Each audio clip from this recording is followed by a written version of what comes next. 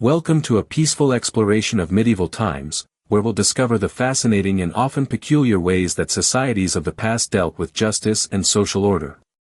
Tonight, we journey back to an era when the world moved at a completely different pace, when communities were small and everyone knew their neighbors, and when the concept of justice was deeply intertwined with public spectacle and community involvement. The medieval period, spanning roughly from the 5th to the 15th centuries, was a time of profound social organization. Villages dotted the European landscape like small islands of human activity, connected by winding dirt paths that served as the arteries of medieval life. These communities were largely self-sufficient, with their own blacksmiths, bakers, farmers, and craftspeople. The rhythm of life followed the natural cycles of the seasons, with people rising at dawn and settling into rest as darkness fell across the countryside. In this world without modern lighting, without instant communication, without the complex legal systems we know today, justice took on forms that might seem quite unusual to our contemporary minds. Yet these methods of dealing with wrongdoing were deeply embedded in the social fabric of medieval communities, serving not just as punishment but as entertainment, education, and community bonding experiences.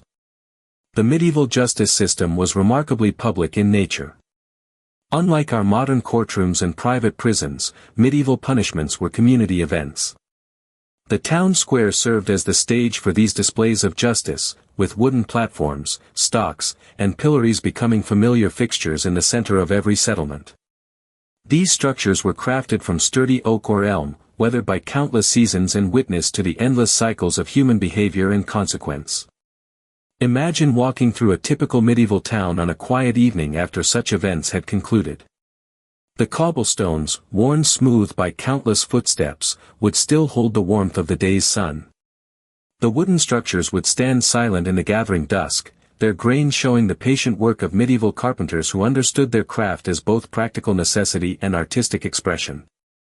The stocks, with their precisely cut holes for securing ankles or wrists, were marvels of simple engineering, designed to hold securely while allowing the community to observe and participate in the justice process. The craftsmanship of these punishment devices reveals much about medieval society's approach to justice. Every piece was handmade by local artisans who took pride in their work, even when creating instruments of correction. The wood was selected carefully, seasoned properly, and assembled with the same attention to detail that went into building homes, churches, and workshops. These were not hastily constructed contraptions but permanent installations that spoke to the community's commitment to maintaining social order. The pillory, perhaps the most common of medieval punishment devices, was a masterpiece of practical design. Standing at about shoulder height, it consisted of a wooden frame with hinged boards that could be opened and closed around a person's neck and wrists. The wood was smooth from countless hands that had touched it, both of those administering justice and those receiving it.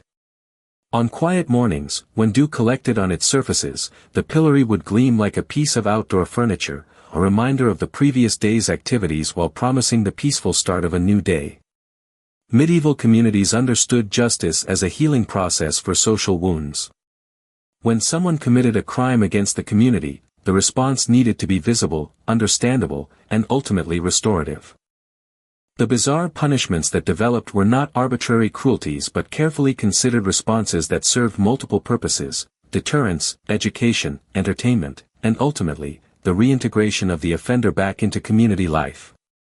The concept of shame played a central role in medieval justice. In societies where reputation was everything, where your standing in the community determined your livelihood and your family's future, public embarrassment carried weight that we might struggle to understand today. The punishments that seem most bizarre to us often targeted this sense of public dignity, using humor and spectacle to make their point while avoiding physical harm. Consider the medieval understanding of time itself. Without clocks marking every hour and minute, punishment duration was measured in more natural terms. A person might be secured in the stocks, from sunrise to sunset, or, for the time it takes to say 100 prayers. These temporal measurements connected the punishment to the daily rhythms of community life, ensuring that the experience became part of the natural flow of the day rather than an interruption to it. The materials used in medieval punishments tell their own stories. Iron was precious and typically reserved for the most serious offenses, while wood, abundant and workable, served for most community corrections. Rope was hand-twisted from local fibers, leather was processed in the town's own workshops, and even the paint used to mark offenders came from local sources.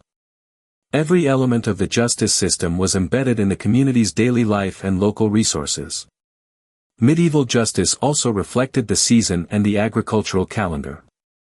Certain punishments were more common during harvest time when the entire community needed to work together, while others were reserved for winter months when there was more time for elaborate public ceremonies. The integration of justice into the natural cycles of life meant that even correction and punishment had their appropriate seasons, their times of intensity and their times of rest. The role of women in medieval justice was complex and fascinating. While they could not serve as judges or magistrates in most regions, women often played crucial roles in carrying out certain punishments, particularly those involving public shaming or community correction. The image of medieval women participating in these communal activities reveals a society where justice was truly a community effort, involving all members regardless of their formal legal status. Religious elements were woven throughout medieval justice systems. Many punishments included requirements for public prayer, confession, or participation in religious ceremonies. The church bells that marked the hours also marked the duration of various corrections, their bronze voices carrying across the village to announce both the beginning and end of justice processes.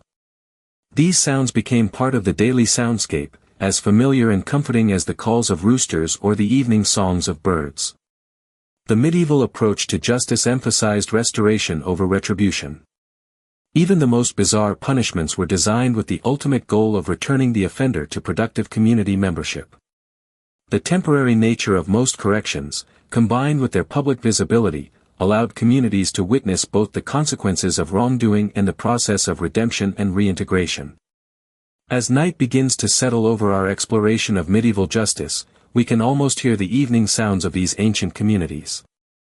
The last conversations of the day dying away, the final footsteps on cobblestone streets, the gentle closing of wooden shutters as families settled into their homes for the night.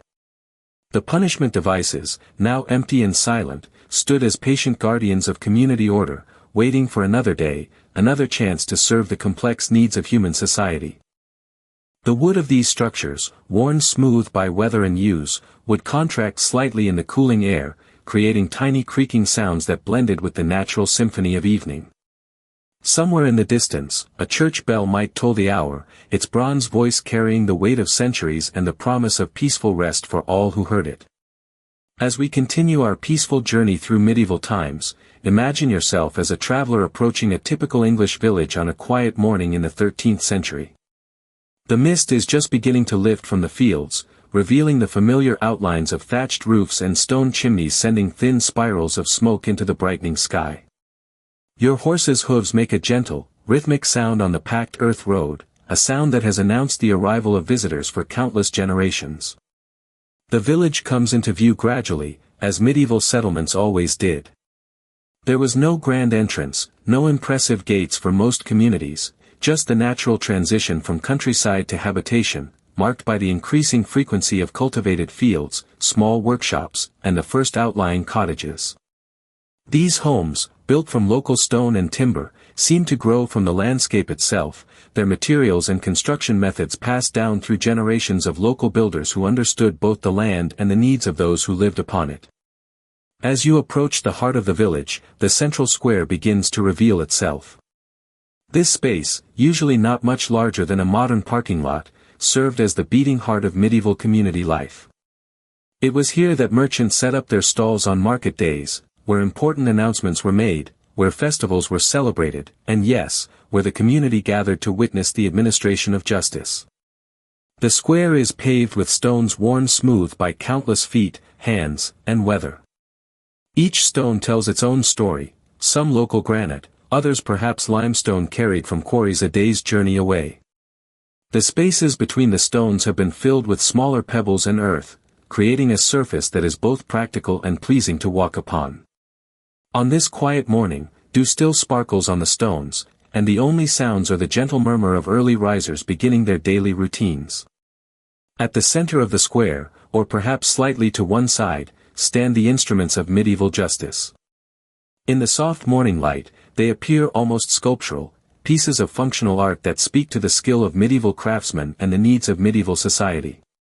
The stocks, with their precise openings for ankles, are crafted from what appears to be seasoned oak, the wood showing the patient work of someone who understood both carpentry and the requirements of community order. The pillory stands nearby, its height and proportions carefully calculated to be both effective and humane. The wood shows signs of careful maintenance. This is not a neglected piece of equipment but an important community asset that receives regular attention. Someone has recently oiled the hinges, and the metal fittings, though simple, are well maintained and free of rust. The craftsmanship evident in these devices speaks to a community that took its responsibilities seriously, creating instruments that would serve their purpose while reflecting the dignity of the community itself. Around the square, the buildings that house the daily life of the village create a natural amphitheater. The baker's shop, with its large stone oven, stands ready to provide the daily bread that forms the cornerstone of medieval nutrition. The blacksmith's forge, already showing signs of the day's first fire, promises the sound of hammer on anvil that will provide the rhythm for much of the morning's work. The small church, with its square tower and simple bell, overlooks the entire scene with benevolent authority. These buildings, constructed from local materials using techniques perfected over generations, create an environment that is both functional and beautiful. The thatched roofs, renewed every few years by local specialists, provide excellent insulation and weather protection while adding to the organic appearance of the village. The small windows, fitted with oiled parchment or simple glass if the village was prosperous, allow light to enter while maintaining privacy and warmth. The people beginning to appear in the square move with the unhurried pace of those whose time is measured by seasons rather than minutes. A woman carrying a wooden bucket walks toward the village well, her movement graceful and economical. An older man, perhaps the village cooper, examines a barrel outside his workshop, running practiced hands over the wood to check the tightness of the joints. Children, already awake and eager for the day's adventures, play quiet games in the corners of the square while their parents begin the day's work. The atmosphere in the square is one of peaceful anticipation. Today might be a day when the instruments of justice are needed, or it might pass quietly with nothing more dramatic than a merchant arriving with goods from a neighboring village. The community is prepared for either possibility, their tools of justice maintained and ready, but their daily life proceeding with the calm rhythm that characterized medieval existence. The stocks themselves invite closer examination. The wood, probably cut from a tree that grew in the village's own forest, has been shaped with tools that themselves represent generations of metalworking knowledge. The cuts are clean and precise, the joints fitted with the kind of accuracy that only comes from years of practice.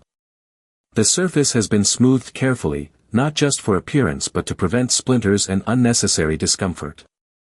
Even in creating instruments of correction, medieval craftsmen maintained their standards of quality and their concern for basic human dignity. The mechanisms that allow the stocks to open and close are marvels of simple engineering. The hinges, forged by the local blacksmith, are designed to operate smoothly while providing secure closure. The locking mechanism, perhaps a simple wooden peg or iron bar, is both effective and easily operated by those responsible for the device's use. Every element speaks to careful thought and skilled execution. Nearby, other elements of the village's justice system might be visible. A set of ducking stool apparatus near the village pond, used for certain types of offenses, shows the same careful construction and maintenance. The wooden platform, the carefully balanced arm, the secure seat, all speak to a community that has thought carefully about the administration of justice and has invested in creating tools that will serve their needs effectively and safely. The morning light, growing stronger now, begins to reveal more details of these fascinating devices. The grain of the wood becomes visible, showing the growth patterns of trees that may have been cut decades ago and carefully seasoned before use. Small details of construction become apparent, the way joints are reinforced, the careful shaping of contact surfaces, the evidence of regular maintenance and care. Around the square, signs of the village's economic life become more apparent. A wooden cart, constructed with the same attention to detail as the justice devices, waits near the miller's shop. Tools lean against building walls, carefully made implements that represent both the skill of their makers and the needs of those who use them. Everything in sight speaks to a society that valued quality construction and understood the importance of maintaining their equipment properly. The sounds of the awakening village begin to create a gentle symphony. The distant lowing of cattle in nearby fields mixes with the sound of doors opening and closing, the murmur of early conversations, and the industrious sounds of various crafts beginning their daily work. Chickens add their voices to the mix, and somewhere a dog barks briefly before settling back into peaceful silence. The scents of the village are equally evocative. Wood smoke from cooking fires mixes with the earthy smell of the square's stone pavement, still damp with dew. The baker's yeast and flour add their own notes, while the blacksmith's coal fire contributes the distinctive smell of heated metal and forge work. All these scents combine to create the unique atmosphere of a medieval community beginning its day. As we stand in this peaceful square, surrounded by the evidence of medieval life and medieval justice, we can begin to understand how different their world was from ours. Justice was not hidden away in remote buildings but was part of the daily life of the community. The tools of correction were not shameful secrets but public equipment maintained with the same care given to any other important community asset. The morning continues to brighten, and more villagers appear, going about their daily business with the calm efficiency of people who know their roles and their responsibilities. The instruments of justice stand ready, but not ominous. They are simply part of the landscape of community life, tools that serve when needed but that rest peacefully when the community is at peace. As the morning light strengthens and illuminates every detail of the village square, we begin to appreciate the thoughtful design and careful construction that went into creating the tools of medieval justice. These devices, which might seem crude or harsh to modern eyes, were actually sophisticated solutions to the complex problem of maintaining social order in small communities where everyone knew everyone else, and where reputation and social standing were matters of survival. The stocks, standing solidly in their traditional place, invite us to examine their construction more closely. The base, hewn from a single large piece of timber, provides a stable foundation that speaks to the medieval understanding of permanence and stability. This base has been shaped not just for function but for aesthetic appeal. The edges are smoothly rounded, the surface carefully finished, and the proportions pleasing to the eye. Medieval craftsmen understood that even utilitarian objects should possess beauty and dignity. The vertical posts that support the hinged upper portion of the stocks show evidence of careful selection and preparation. The wood grain runs true and straight, indicating that the timber was chosen specifically for this purpose rather than being merely whatever was available. The posts are substantial without being massive, sized to provide strength and stability while maintaining the proportions that make the entire structure harmonious with its surroundings. The hinged mechanism itself is a wonder of medieval engineering. The wood has been shaped to create perfectly fitting joints that open smoothly and close securely. The hinge pins, forged by the village blacksmith, are sized precisely to allow movement without looseness or binding. The surfaces that come together when the stocks are closed have been carefully matched, ensuring that the device functions properly while minimizing any discomfort to those secured within it. Running your hand along the wood, as countless others have done over the decades, you can feel the smoothness that comes from skilled craftsmanship and regular use. There are no splinters, no rough edges, no sharp corners that might cause unnecessary injury. Even in creating a device for correction, medieval builders maintained their commitment to quality workmanship and basic human consideration.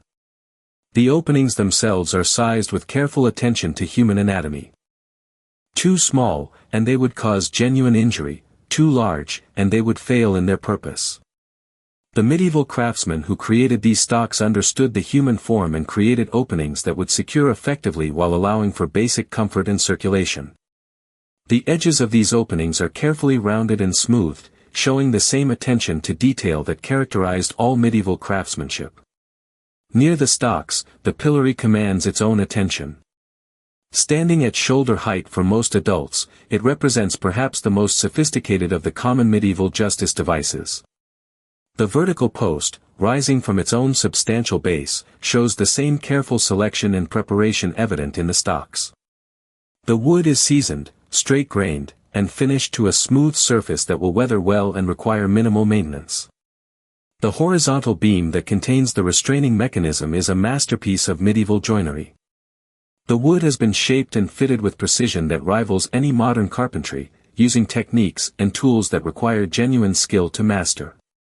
The joints where this beam meets the vertical post are reinforced with carefully shaped wooden pegs or metal fittings, ensuring that the structure will remain solid under use while maintaining its appearance and functionality for decades. The restraining mechanism itself, the boards that open and close around the neck and wrists, demonstrates the medieval genius for creating effective solutions using simple materials and methods. The hinges operate smoothly, the surfaces fit together precisely, and the locking mechanism provides security without complexity. Every element has been designed for ease of operation by those responsible for the device's use, while ensuring the security necessary for its purpose. Standing near these devices on this peaceful morning, one can appreciate the thought that went into their placement within the village square. They are positioned to be visible from all the surrounding buildings, ensuring that justice, when administered, would be witnessed by the entire community. Yet they are not placed in such a way as to dominate the space or interfere with the daily activities of market days and social gatherings. The relationship between these justice devices and the surrounding architecture tells its own story about medieval community life. The church, with its position of prominence overlooking the square, reminds us that medieval justice was understood to operate within a framework of religious and moral authority. The market buildings surrounding the square speak to the economic life of the community and the importance of maintaining trust and honesty in commercial dealings. The residential buildings that line the square, with their ground-floor workshops and upper-floor living spaces, house the families who would witness and participate in the administration of justice. These buildings, constructed with the same attention to quality and durability evident in the justice devices, create an environment where community life could flourish under the protection of well-maintained social order. The materials used throughout the square show the medieval preference for local resources and traditional methods. The stone paving, quarried from nearby sources, provides a durable surface that has supported community life for generations. The timber used in all the buildings and devices shows careful selection and preparation, with each piece chosen for its specific purpose and treated with the respect that medieval craftsmen accorded to their materials. The metal fittings visible throughout the square, hinges, latches, reinforcing elements, demonstrate the skill of medieval blacksmiths who could create both functional and beautiful ironwork. These pieces, forged by hand using techniques passed down through generations, combine strength with elegance, serving their practical purposes while adding to the overall aesthetic appeal of their settings. As the morning progresses and the village comes more fully to life, the sounds and activities of the community provide context for understanding how these justice devices fitted into daily life. The rhythmic hammering from the blacksmith's shop, the voices of merchants setting up their stalls, the laughter of children playing in safe corners of the square, all of these sounds create the background against which medieval justice operated. The scents of the village continue to evolve as the day progresses. The wood smoke from cooking fires is joined by the aroma of baking bread, the earthy smell of the horse and cattle being brought to the village for market, and the pleasant scent of various crafts and trades being conducted in the workshops surrounding the square. These scents, layering and blending throughout the day, create the unique olfactory landscape of medieval community life. The visual elements of the square work together to create an environment that is both functional and aesthetically pleasing. The natural colors of wood and stone, weathered by time and use, create a palette that is both soothing and dignified. The proportions of the buildings and devices show an intuitive understanding of visual harmony that characterizes the best of medieval design. The shadows cast by the justice devices change throughout the day, creating a natural calendar that marks the passage of time. In the early morning, long shadows stretch across the square, creating dramatic patterns on the stone pavement. As the sun climbs higher, these shadows shorten and shift, providing a visual reminder of the day's progression that would have been familiar and comforting to medieval villagers. The positioning of these devices also takes into account the practical needs of their operation. The stocks are placed where they can be easily accessed by those responsible for their use, while providing clear sightlines for community observation. The pillory is positioned to allow those secured within it to maintain some dignity while serving their sentence, able to see the life of the community continuing around them and to remain connected to the social fabric even while being corrected by it. Around the square, other elements of the village infrastructure complement the justice devices. The well, with its stone construction and wooden windlass, provides the water necessary for community life while serving as a natural gathering place for news and conversation. The market cross, marking the sacred nature of commercial transactions, reminds us that medieval commerce operated within a framework of religious and moral obligation. The overall effect of the square, with its carefully maintained justice devices, its well-constructed buildings, and its evidence of thriving community life, is one of order and stability. This is a place where people can live and work in safety, where conflicts can be resolved and social harmony maintained through methods that, while different from our own, served their communities effectively for centuries. As we continue our exploration of this peaceful medieval scene, the morning light reveals more and more details of the construction and placement of these fascinating devices. Every element speaks to a society that had given careful thought to the administration of justice and had created tools and systems that served their needs while reflecting their values and their commitment to quality craftsmanship. As the morning gives way to midday in our medieval village, we find ourselves drawn to contemplate more deeply the fascinating world of medieval justice and the ingenuity that created such memorable approaches to community correction. The sun now stands higher in the sky, casting shorter shadows and warming the stones of the square, while the rhythmic activities of village life provide a peaceful backdrop for our exploration. The warmth of the sun begins to bring out the natural aromas of the wooden structures around us. The oak of the stalks releases its subtle, earthy scent, a fragrance that speaks of forests and centuries, of trees that grew slowly and steadily in the medieval countryside before being selected by skilled craftsmen for this specific purpose. This scent, combined with the warming stone of the square and the various activities of village life, creates an atmosphere that is both grounding and inspiring. Let us settle ourselves comfortably on a wooden bench near the justice devices, perhaps one provided for the families and friends of those undergoing correction, or simply for community members who wish to observe and participate in the social aspects of medieval justice. This bench, worn smooth by countless people over many decades, tells its own story of community involvement and shared responsibility for maintaining social order. From this peaceful vantage point, we can begin to appreciate the more unusual and creative aspects of medieval punishment that earned them their reputation for being bizarre. Yet as we observe these practices through the lens of contemplation rather than judgment, we begin to see the wisdom and creativity that medieval communities brought to the challenge of maintaining harmony while treating offenders with basic human dignity. Consider, for instance, the practice of symbolic punishments that addressed specific types of offenses through creative correlation. A baker who sold underweight bread might find himself required to wear a large, obviously fake loaf around his neck while standing in the pillory, a punishment that was both educational and entertaining for the community. This approach served multiple purposes. It clearly identified the nature of the offense, provided a memorable lesson for both the offender and observers, and created a spectacle that brought the community together in shared experience. The beauty of such punishments lay in their creativity and their connection to the specific offense. They required thought and planning, often involving local artisans who took pride in creating the symbolic elements used in the correction process. A false loaf of bread, for instance, might be crafted by the same bakers' guild responsible for maintaining quality standards, turning the punishment into an opportunity for the community to reaffirm its commitment to honest craftsmanship and fair dealing. Similarly, merchants who used false weights might find themselves required to carry exaggerated, obviously incorrect measuring devices while serving their time in the stocks. These devices, often crafted with deliberate humor and artistry, served as both punishment and education, while providing entertainment that helped maintain community morale during what could otherwise be somber proceedings. The medieval understanding of justice as theater becomes clear when we consider these symbolic elements. The community gathered not just to witness punishment but to participate in a form of moral education that was both entertaining and instructive. The creative elements of these punishments engaged the imagination and memory in ways that simple physical correction could not, ensuring that the lessons learned would be remembered long after the immediate experience was over. The artistry involved in creating these symbolic punishments reveals another fascinating aspect of medieval justice. Local craftsmen, carpenters, metalworkers, textile workers, all might be called upon to contribute their skills to creating the elements needed for specific corrections.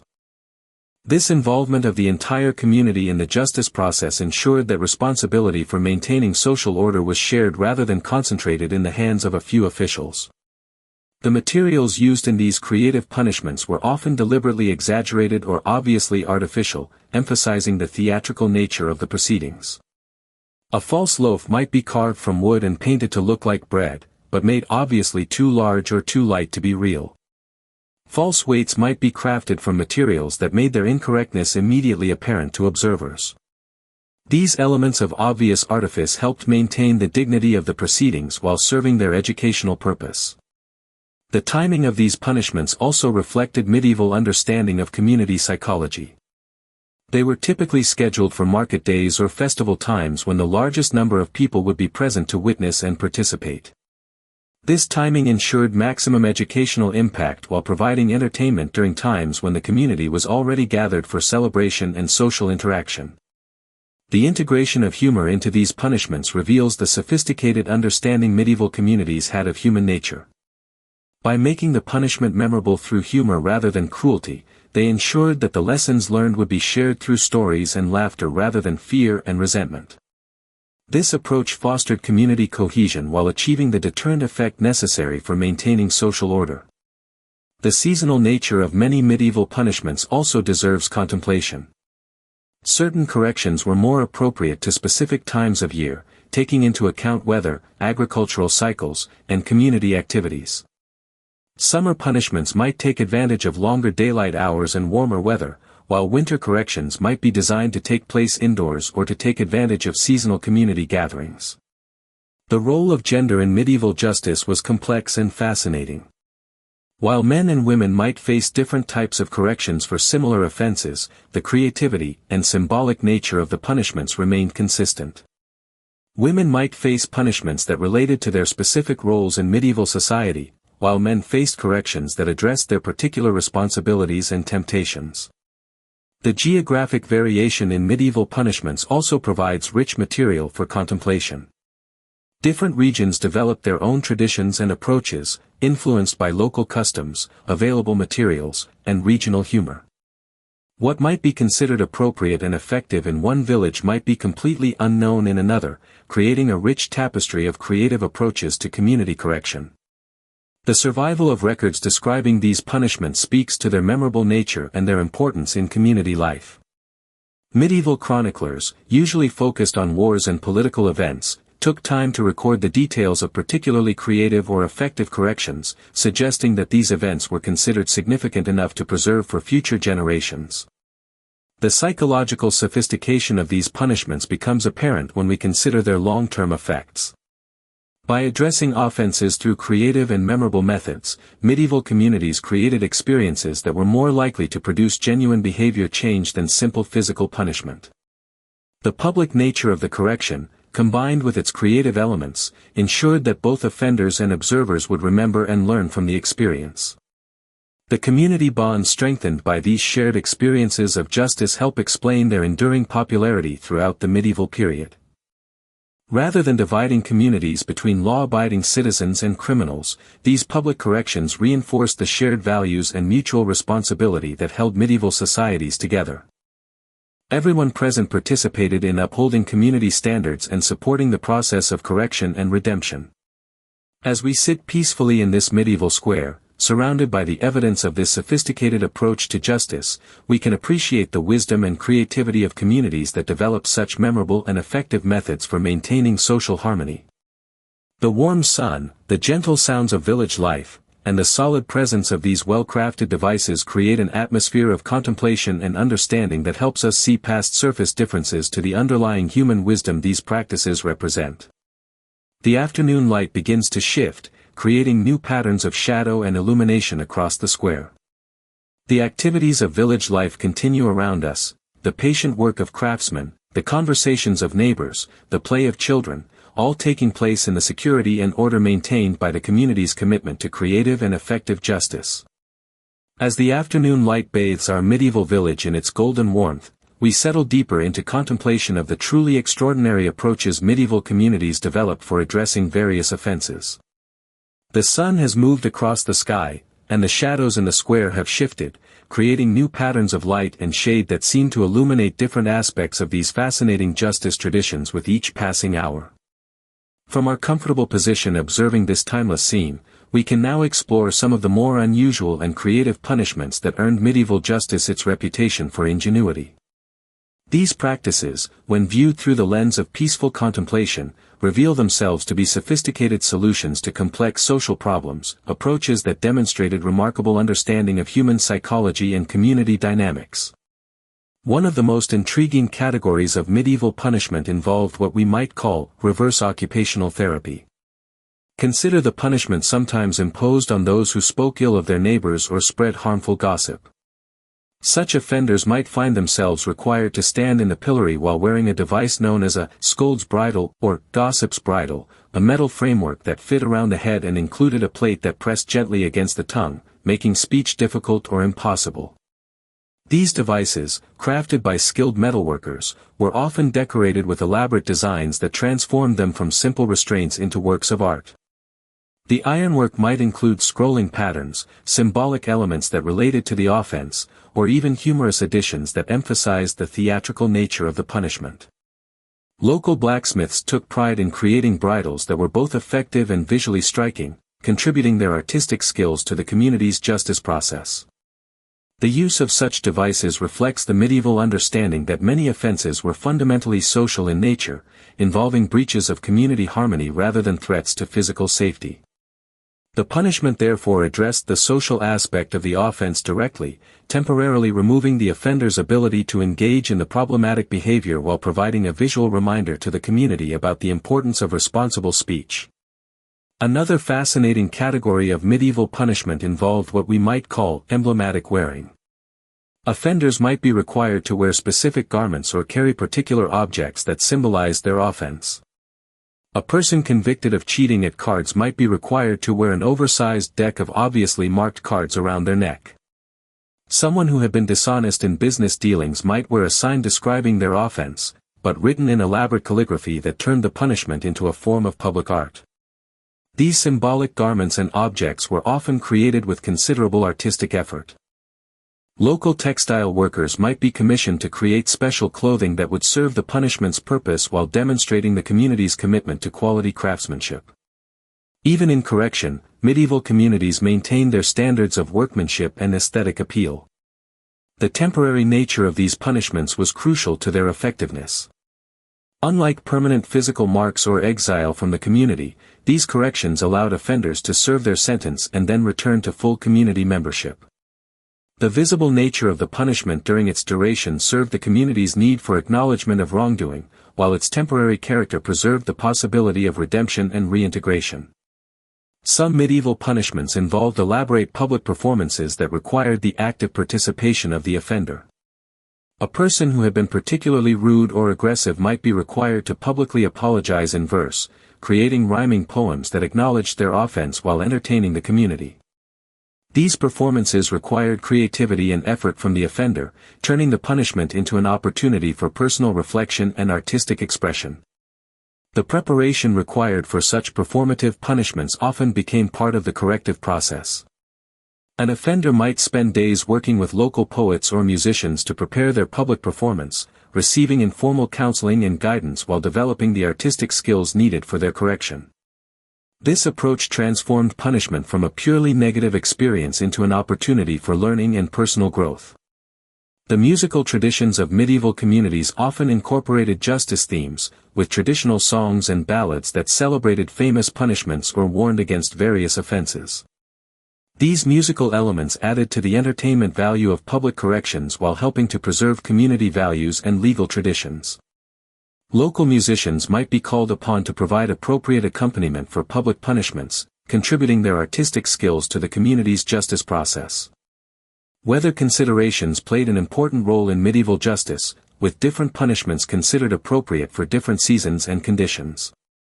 Summer punishments might take advantage of warm weather and long daylight hours for extended public corrections, while winter punishments might be designed for indoor venues or shortened duration. The community's consideration for basic human comfort, even during correction, demonstrates the underlying humanity of medieval justice approaches. The role of children in medieval justice was carefully considered, with punishments designed to be educational rather than traumatic for young observers. The theatrical and often humorous elements of many corrections helped ensure that children would learn appropriate lessons about community values without being frightened or disturbed by what they witnessed.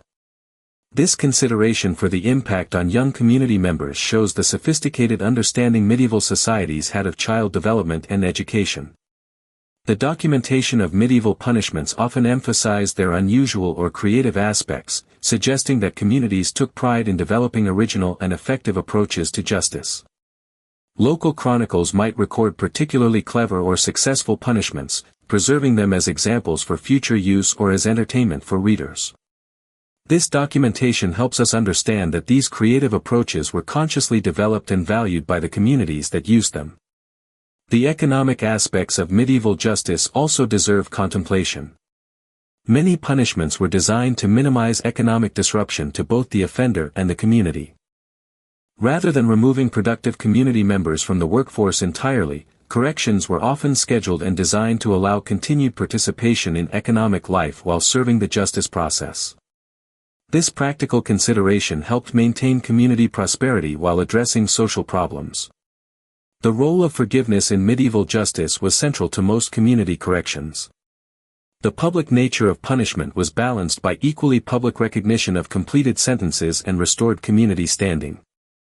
Ceremonies marking the end of punishment terms helped reintegrate offenders into full community membership, emphasizing restoration over permanent stigmatization.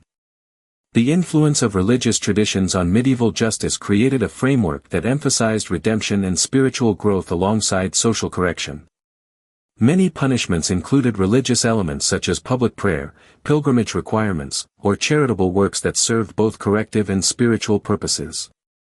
This integration of religious and civil justice reflected the medieval understanding of wrongdoing as both social and spiritual in nature.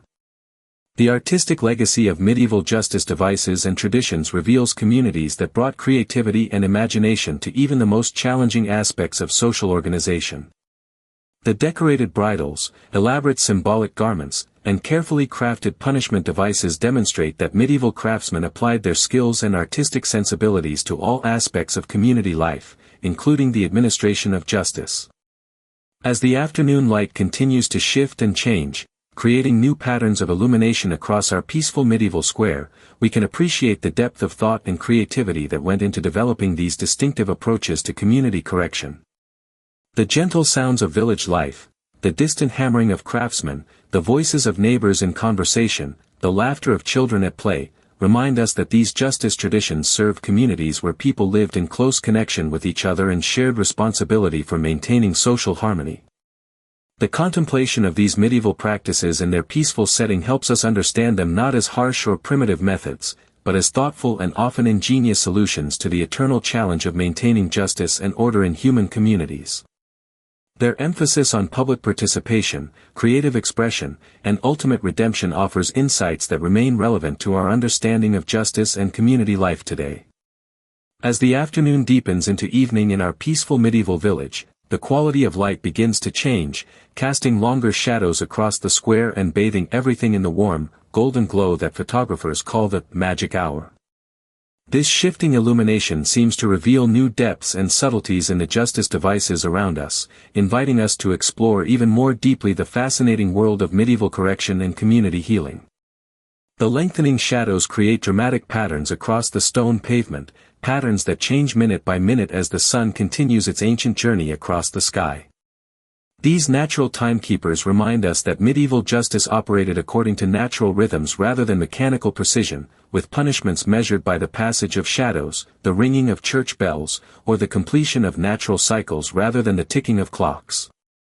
From our contemplative position in the square, we can now delve into some of the most unusual and creative aspects of medieval justice, practices that demonstrate the remarkable ingenuity and psychological sophistication of communities working to maintain social harmony without the benefit of modern psychology or scientific criminology, yet achieving results that modern researchers might envy.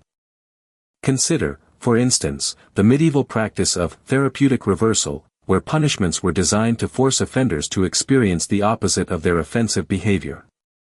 A person guilty of pride or arrogance might be required to spend their correction time performing acts of deliberate humility, perhaps washing the feet of travelers or serving food to the poorest members of the community while wearing simple, rough clothing that contrasted sharply with their usual attire. These reversal punishments required careful planning and community cooperation. The tasks assigned had to be genuinely useful to the community while providing the corrective experience needed by the offender. A proud merchant might find himself assigned to help the village's simplest laborers, learning through direct experience the value and dignity of work he had previously scorned. The educational value of such experiences often proved more lasting than any physical punishment could have been. The timing and staging of these therapeutic reversals often incorporated elements of seasonal symbolism.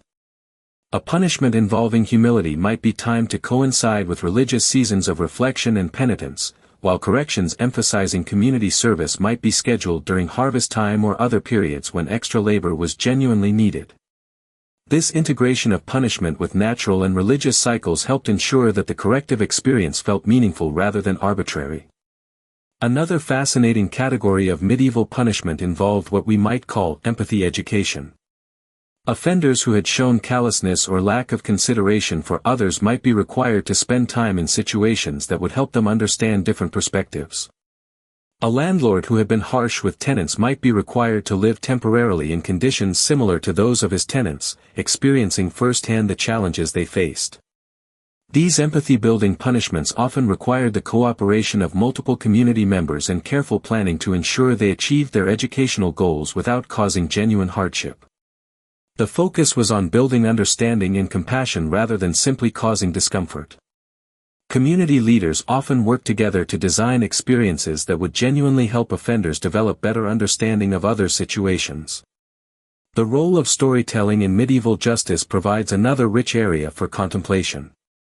Many communities developed traditions of requiring certain offenders to learn and publicly recite stories that related to their offenses.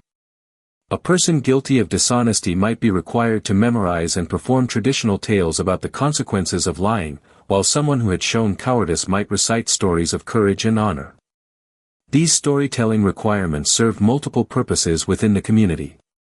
They preserved traditional tales and moral teachings, provided entertainment during public gatherings, and created opportunities for offenders to reflect deeply on the themes and lessons contained in the stories they were required to learn. The memorization process itself often became a form of meditation and moral education. The selection of appropriate stories for different offenses became a specialized skill in many communities. Local storytellers and religious leaders might be consulted to choose tales that would provide the most effective instruction for particular situations. This process ensured that the stories used were not only entertaining but genuinely relevant to the corrective goals of the punishment. The performance aspect of these storytelling punishments often became opportunities for artistic expression and community building. Offenders might work with local musicians to add musical accompaniment to their recitations, or with artists to create visual aids that enhance their performances. These collaborative efforts help transform punishment from a purely negative experience into an opportunity for creative expression and community participation. Some medieval communities developed elaborate systems of educational exchange, where offenders were required to teach skills they possessed to community members who lacked them, while simultaneously learning skills they themselves needed to develop. A literate person who had misused their education might be required to teach reading to children while learning manual crafts from local artisans. These educational exchanges often produced lasting benefits for the entire community, spreading valuable skills while providing meaningful corrective experiences for offenders. The process of teaching required patience, humility, and genuine concern for others, qualities that many offenders needed to develop. Meanwhile, the learning aspect of the exchange helped offenders gain practical skills and appreciation for different types of work and knowledge. The matching of teachers and students in these educational exchanges required considerable wisdom and understanding of human nature. Community leaders had to consider not only what skills needed to be shared but also which combinations of people would be most likely to produce positive results. Successful matches often led to lasting friendships and mentoring relationships that continued long after the punishment period ended. The seasonal workshops that grew out of these educational exchanges became important community institutions in many villages. Regular gatherings where skills were shared and learned helped maintain the knowledge base of the community while providing ongoing opportunities for personal growth and social connection. These workshops often incorporated elements of the justice system's educational philosophy, emphasizing mutual respect and shared learning. Some of the most psychologically sophisticated medieval punishments involved what we might call perspective cycling, where offenders were required to experience their community role from multiple viewpoints. A merchant might spend time working with farmers to understand the challenges of food production, then with craftsmen to appreciate the skill required for manufacturing, and finally with laborers to understand the physical demands of manual work. These multi-phase punishments required careful coordination and planning, often extending over several months and involving many community members as supervisors and teachers. The goal was to provide offenders with a comprehensive understanding of how their actions affected the entire community, helping them develop more thoughtful and considerate behavior patterns. The documentation of these perspective cycling punishments reveals communities that had developed sophisticated understanding of how experience shapes behavior. By providing direct experience of different community roles and challenges, these punishments helped offenders develop empathy and understanding that purely theoretical instruction could not provide. The graduation ceremonies that often marked the completion of these extended educational punishments became important community celebrations. Public recognition of completed learning and demonstrated growth helped reintegrate offenders into full community membership while celebrating the educational achievements they had accomplished during their correction period. As evening continues to approach in our peaceful medieval square, the changing light reveals new details and creates new moods in our surroundings. The solid presence of the justice devices, the evidence of skilled craftsmanship in every building and tool, and the gentle sounds of community life winding down for the day all contribute to an atmosphere of contemplation and understanding. The bells of the village church begin to ring the evening hours, their bronze voices carrying across the square and beyond to the surrounding fields and forests. These same bells that mark our peaceful evening have rung over countless generations of community life, marking time, calling people to worship, and announcing both celebrations and corrections. Their familiar sound provides a connection between past and present, reminding us that the human challenges these medieval communities faced continue to require wisdom, creativity, and compassion in every age. The warm evening air carries the sense of cooking fires and evening meals being prepared in the homes surrounding the square. These domestic aromas, mixing with the natural scents of wood and stone and the lingering traces of the day's various crafts and activities, create the unique atmosphere of a medieval community settling into the peaceful routines of evening.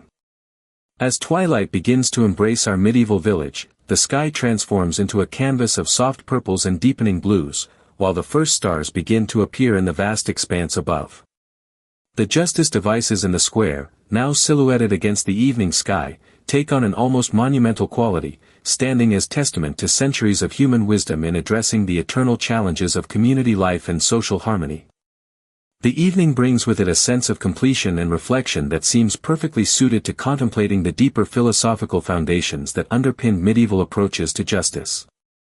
As the activities of the day wind down and the square settles into peaceful quiet, we can explore the profound spiritual and psychological insights that guided medieval communities in developing their distinctive approaches to correction and redemption.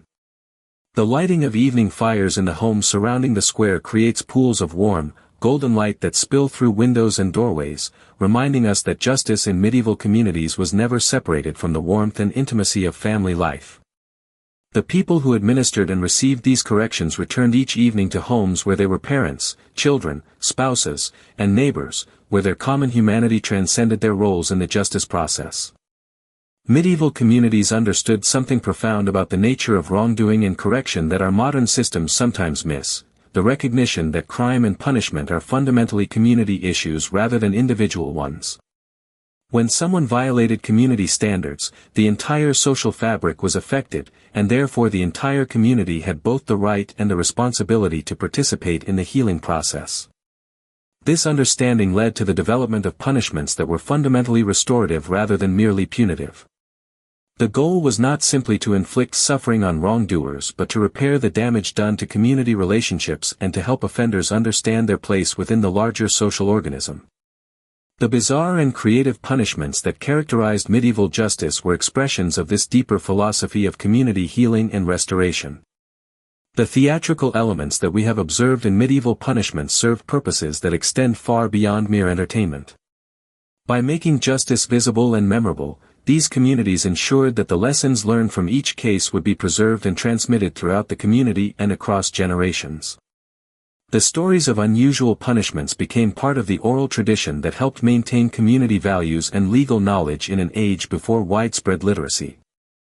The symbolic nature of many medieval punishments reflected a sophisticated understanding of how symbols and metaphors affect human consciousness. A punishment that required someone to wear emblems of their offense created a powerful visual representation that helped both the offender and the community understand the nature of the wrongdoing and its consequences. These symbols worked on psychological levels that purely verbal instruction could not reach. The integration of artistic elements into medieval justice reflected communities that refused to separate aesthetic beauty from moral education.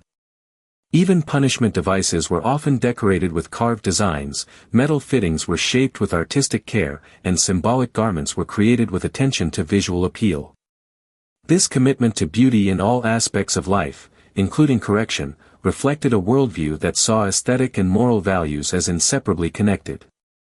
The temporal rhythms of medieval justice, measured by natural cycles rather than mechanical time, connected punishment to the larger patterns of life and death, growth and renewal that governed agricultural communities.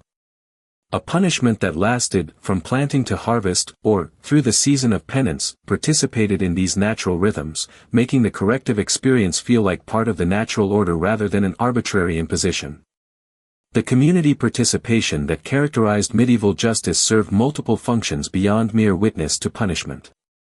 By involving community members in planning, implementing, and concluding corrective processes, these systems distributed responsibility for maintaining social order while building the shared understanding and cooperation necessary for effective community life. The economic integration of medieval punishments, designing corrections that contributed to community productivity rather than detracting from it, reflected a practical wisdom that understood the interconnection between individual behavior and community prosperity. Rather than removing productive members from the community, medieval systems often found ways to channel the energy of offenders into useful work while still achieving corrective goals. The religious frameworks that informed medieval justice provided both authority and mercy, establishing standards for behavior while offering pathways to forgiveness and redemption. The integration of spiritual elements into corrective processes helped offenders understand their wrongdoing in cosmic terms while providing hope for genuine transformation and renewed community standing.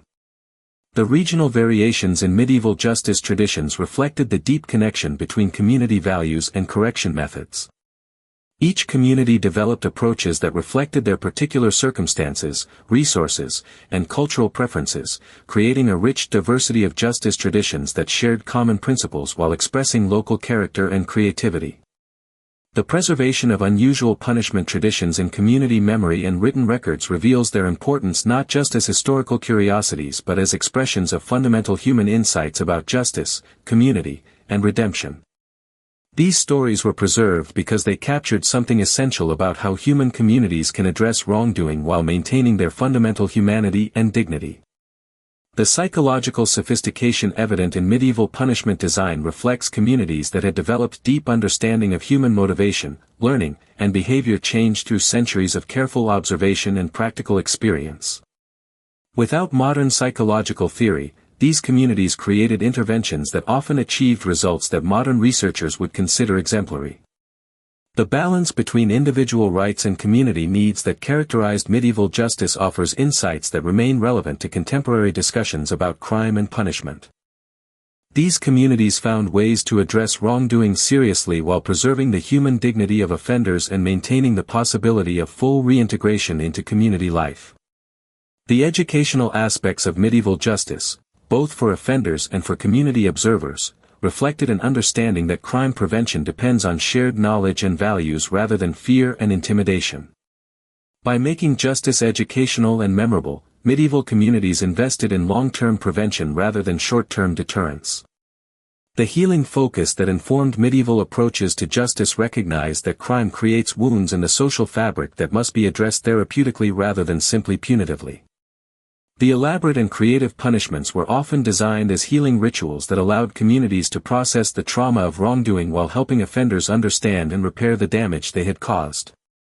As night settles fully over our medieval village, the stars become visible in all their ancient glory, the same stars that look down on countless generations of human communities struggling with the eternal challenges of justice and social harmony. The church bells ring the late evening hours, their bronze voices carrying messages of time and transcendence that connect our contemplation to the larger rhythms of human history. The sense of evening fires and the sounds of families settling into their homes for the night remind us that all justice systems ultimately serve the simple human need for peaceful community life, where children can grow safely, adults can pursue meaningful work, and elders can share their wisdom in an atmosphere of mutual respect and care. The solid presence of the justice devices, now barely visible in the starlight but still substantial and reassuring, speaks to the enduring human commitment to finding ways to address wrongdoing without abandoning the fundamental values of compassion, creativity, and hope that make community life possible and meaningful. In this peaceful evening contemplation, surrounded by the evidence of medieval wisdom and creativity, we can appreciate the profound insights that guided these communities in developing their distinctive approaches to justice, insights that continue to offer valuable perspectives on the eternal human challenge of building and maintaining just and compassionate societies. As the medieval village settles into the deep tranquility of evening, the square takes on a different character entirely. The justice devices that have been our focus throughout this long day now stand as silent sentinels in the starlight, their solid forms creating familiar shapes against the star-filled sky. The bustling activities of the day have given way to the peaceful rhythms of evening, as families gather around their hearths and the community prepares for the restorative rest that will prepare them for another day of shared life and mutual responsibility. The last light of day has faded from the western sky, leaving behind a tapestry of stars that medieval communities knew intimately. Without the light pollution of modern times, these villagers lived under skies brilliant with starlight, using the movements of celestial bodies to mark time, navigate journeys, and connect their daily lives to the vast cosmos that surrounded their small community. The same stars that now shine down on our contemplation shone on countless generations of medieval villagers, providing a sense of continuity and connection that transcended the particular concerns of any single community or era. The evening air carries the gentle sounds of a community settling into rest. Doors close softly, conversations fade to murmurs, and children's voices give way to the peaceful quiet that characterizes a village at the end of a full day. Somewhere a dog barks briefly and then settles, while the distant sound of cattle shifting in their fields provides a reminder of the agricultural foundation that supported medieval community life. The scents of evening are different from those of day, carrying the earthiness of cooling stone, the lingering aromas of cooking fires, and the clean freshness of dew beginning to form on grass and leaves. These scents, layered and subtle, create an olfactory landscape that speaks of peace and restoration, of a community that has completed its daily work and now turns toward the renewal that sleep provides. From our contemplative position in the square, we can reflect on how the justice traditions we have explored throughout this day were always embedded in this larger context of community life and natural rhythms. The corrections and educations that took place in this space were temporary interruptions in the flow of ordinary life, designed not to destroy or permanently exclude but to heal and restore the social harmony that made peaceful evenings like this one possible. The wisdom of medieval communities in understanding the relationship between justice and rest becomes apparent in this evening atmosphere. They recognize that true justice must ultimately serve the cause of peace, that corrections must lead to restoration, and that even the most serious violations of community standards must be addressed in ways that preserve the possibility of eventual healing and reintegration. The craftsmanship evident in the justice devices around us speaks to communities that brought their best efforts to all aspects of life, including the most challenging ones. Even in creating tools for correction, medieval artisans maintained their standards of quality and beauty, understanding that the physical environment of justice affects both those who administer it and those who receive it. The smooth wood, carefully fitted joints, and artistic details remind us that these communities refuse to let the necessities of correction compromise their commitment to dignity and excellence. The placement of these devices within the village square, surrounded by homes and workshops, reflects the medieval understanding that justice belongs within the community rather than apart from it. Unlike modern justice systems that often isolate legal proceedings in separate buildings and specialized institutions, medieval communities kept justice visible and integrated into daily life, ensuring that the administration of correction remained connected to the human context it was meant to serve. The materials from which these devices were constructed, local wood, iron worked by village smiths, rope and leather produced by community craftsmen, speak to justice systems that were truly community-owned and community-operated.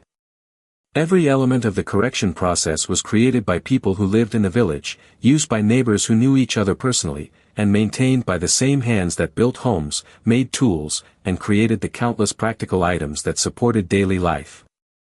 The temporary nature of most medieval punishments, evident in the design of devices that could be easily opened and closed, reflects a philosophy that understood wrongdoing as a temporary deviation from normal community membership rather than a permanent stain on character. The smooth operation of hinges and latches speaks to communities that expected to use these devices regularly but also expected to release people from them regularly, returning them to full participation in community life. The educational focus that informed medieval justice traditions becomes clear when we consider how these systems prepared both offenders and communities for return to normal relationships. The public nature of most corrections ensured that everyone learned from each case, while the creative and memorable elements helped ensure that the lessons learned would be retained and applied in future situations. The integration of religious and spiritual elements into medieval justice provided frameworks for understanding wrongdoing and forgiveness that transcended individual relationships and connected personal behavior to larger questions of meaning and purpose.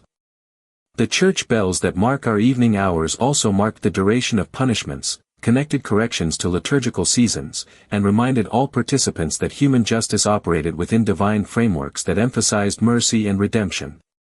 The seasonal awareness that characterized medieval life affected justice as well as agriculture, with different types of corrections considered appropriate for different times of year. Evening punishments might be shorter in winter and longer in summer, while the agricultural calendar influenced when community service requirements could be most effectively implemented. This integration of justice with natural rhythms helped ensure that corrections felt like natural consequences rather than arbitrary impositions. The social aspects of medieval justice become apparent when we imagine the evening conversations that followed days when corrections were administered. Families would discuss what they had witnessed, children would ask questions about community values and expectations, and neighbors would reinforce the lessons learned through informal conversation and shared reflection. These evening discussions extended the educational impact of public corrections throughout the community.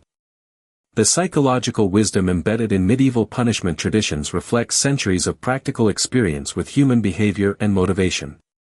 Without formal psychological training, medieval communities developed interventions that addressed underlying causes of wrongdoing while building the skills and understanding necessary for better future choices. The evening reflection time built into many corrections provided opportunities for genuine self-examination and growth. The economic considerations that influenced medieval justice design ensured that corrections contributed to rather than detracted from community prosperity. By requiring useful work, teaching valuable skills, or providing entertainment and education, most punishments added value to community life while achieving their corrective goals. This practical wisdom helped ensure community support for justice systems that served multiple beneficial purposes. The artistic legacy of medieval justice traditions, evident in decorated devices, ceremonial elements, and creative punishments, reflects communities that refused to separate aesthetic from moral values. Even in addressing wrongdoing, these communities maintained their commitment to beauty and creativity, understanding that the form of justice affects its impact and its meaning for all participants. As the evening deepens and the sounds of village life fade into peaceful quiet, the stars shine more brightly overhead, providing the same sense of constancy and transcendence that comforted medieval communities through countless generations. The justice devices stand silently in the starlight, their work completed for this day, ready to serve again if needed but content to rest in the peace their proper use has helped to maintain. The cooling air begins to carry the first hints of dew, that nightly renewal that refreshes the earth and prepares it for another day of growth and activity. This natural cycle of daily renewal provides a perfect metaphor for the medieval understanding of justice as a process of restoration and preparation for new beginnings rather than permanent condemnation or exclusion. In this peaceful evening contemplation, surrounded by the evidence of human wisdom and creativity in addressing the eternal challenges of community life, we can appreciate the profound insights that guided medieval communities in developing their distinctive approaches to justice. Their emphasis on restoration over retribution, education over intimidation, and community healing over individual punishment offers perspectives that remain relevant and valuable for any society committed to building just and compassionate social institutions. The gentle sounds of evening, the settling of timber as buildings cool, the distant movement of animals in their fields, the soft murmur of final conversations before sleep, create a symphony of peace that reminds us why communities invest so much effort in maintaining social harmony. These quiet evening hours, safe and peaceful, represent the ultimate goal of all justice systems, the creation and preservation of conditions in which human beings can rest securely, knowing that their community values and protects the well-being of all its members. In the deepest hours of night, when the medieval village rests in profound silence under the brilliant canopy of stars, we find ourselves in the most contemplative and peaceful phase of our journey through the fascinating world of medieval justice. The square lies empty now, bathed in gentle starlight that transforms the familiar daytime scene into something mystical and timeless. The justice devices stand as silent guardians of community peace, their day's work completed, their presence a quiet assurance of order maintained and harmony preserved. The night air has grown cool and fresh, carrying the clean scents of dew forming on stone and wood, the earthiness of soil and growing things, and the lingering traces of hearth fires that have warmed the homes of sleeping families. These scents, subtle and natural, create an atmosphere of profound tranquility that speaks to the deepest human needs for safety, belonging, and peaceful rest within a caring community. The stars above shine with the intensity possible only in times and places free from artificial light, their ancient patterns telling the same stories that guided and comforted countless generations of medieval villagers. These celestial landmarks, unchanging across the centuries, provide a sense of continuity and connection that transcends individual lives and particular communities, reminding us that the human quest for justice and harmony participates in patterns larger than any single society or historical moment. In this deep nighttime quiet, we can perceive the ultimate purpose and meaning of all the justice traditions we have contemplated throughout our long day's exploration. The creative punishments, the community participation, the emphasis on education and restoration, all of these elements serve the fundamental goal of preserving and protecting moments exactly like this one, when communities can rest in safety and peace, knowing that their shared values and mutual care have created conditions in which human life can flourish. The solid presence of the justice devices, barely visible now in the starlight but still substantial and reassuring, speaks to the enduring human commitment to maintaining the conditions necessary for peaceful community life. These tools, crafted with skill and maintained with care, represent not harshness or cruelty but rather the determination of ordinary people to protect the precious gift of social harmony that makes possible the quiet family life, the productive work, and the cultural development that characterize healthy communities. The silence of the night is not empty but full of the breathing of sleeping families, the quiet movements of animals in their shelters, the gentle sounds of a community at rest. This silence represents the successful completion of another day's work in the ongoing project of building and maintaining human civilization, a project that requires constant attention to questions of justice, responsibility, and mutual care. The wooden surfaces of the stocks and pillory, cooled by the night air, have contracted slightly, creating tiny sounds that blend with the natural symphony of evening. These sounds, the settling of timber, the expansion and contraction of materials in response to temperature change, the gentle movement of metal fittings, remind us that even these instruments of correction participate in the natural rhythms that govern all earthly existence. The church tower, rising above the sleeping village, houses bells that have marked the hours of countless days and nights, their bronze voices carrying messages of time and transcendence across the generations. These same bells that called the community to worship, announced celebrations, and marked the duration of various corrections now rest in silence, waiting for another day's opportunities to serve the community's needs for structure and meaning. The homes surrounding the square, their windows now dark or showing only the faintest glimmer of banked fires, contain families whose peaceful sleep represents the ultimate success of community justice systems. Children rest safely, knowing that adults have taken responsibility for maintaining order and protecting the innocent. Parents sleep peacefully, confident that their community's commitment to shared values will preserve the conditions necessary for their children's healthy development. The craftsmen who built and maintained the justice devices we have contemplated sleep in these homes, their skilled hands at rest after another day of creating and maintaining the tools necessary for community life. Their commitment to quality workmanship, evident in every detail of construction and decoration, reflects a broader community commitment to excellence in all aspects of life, including the most challenging ones. The fields and forests surrounding the village, dark now under the starlit sky, contain the materials from which these justice traditions were built, the trees that provided wood for stocks and pillory, the iron ore that became hinges and fittings, the fibers that were spun into rope and woven into cloth. This connection between justice and the natural world reflects medieval understanding of human law as part of larger natural and divine orders that govern all existence. The seasonal cycles that influenced medieval justice traditions continue their ancient dance, preparing for tomorrow's dawn and the renewal of community life. The same natural rhythms that determined when corrections were administered, how long they lasted, and what forms they took also govern the restorative processes of sleep and daily renewal that prepare communities for continued shared existence.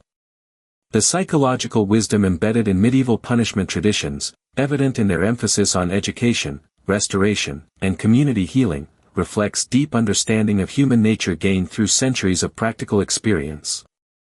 These communities understood that lasting behavior change requires understanding, that genuine rehabilitation depends on community support, and that justice must ultimately serve the cause of peace and social harmony.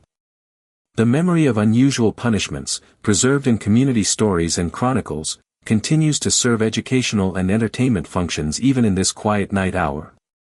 The tales of creative corrections become part of the cultural heritage that helps maintain community values across generations, ensuring that the lessons learned through centuries of experience will guide future decisions about justice and social order. The integration of spiritual and practical elements in medieval justice traditions provides frameworks for understanding wrongdoing and redemption that address both immediate community needs and eternal questions about human purpose and destiny. The night sky under which these communities lived their lives reminded them constantly of larger realities that gave meaning to their daily struggles with questions of right and wrong, responsibility and forgiveness.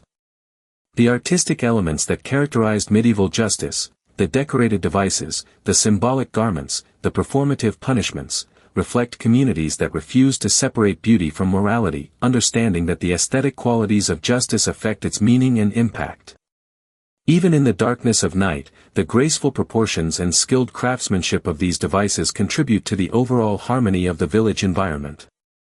The temporary nature of most medieval punishments, designed to correct rather than permanently exclude, reflects understanding that human beings are capable of growth and change, that mistakes need not define character permanently, and that communities benefit more from rehabilitation than from retribution.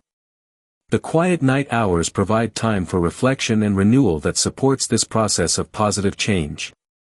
The community ownership of medieval justice systems, evident in their local construction, local administration, and local participation, ensured that corrections served community values rather than external authorities. The sleeping village represents a community that has taken responsibility for its own well-being and has developed systems that reflect its particular needs and circumstances. As the night deepens toward its darkest hour before dawn, the profound peace of the sleeping village speaks to the success of generations of community building, including the development of justice traditions that protected social harmony while preserving human dignity.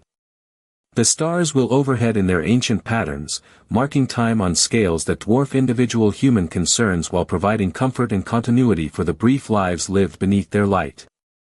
The dew forming on the surfaces of the justice devices will disappear with tomorrow's sunrise, but the wisdom embedded in their design and use will continue to offer insights for any community committed to finding ways to address wrongdoing while maintaining its fundamental commitment to human dignity and social healing.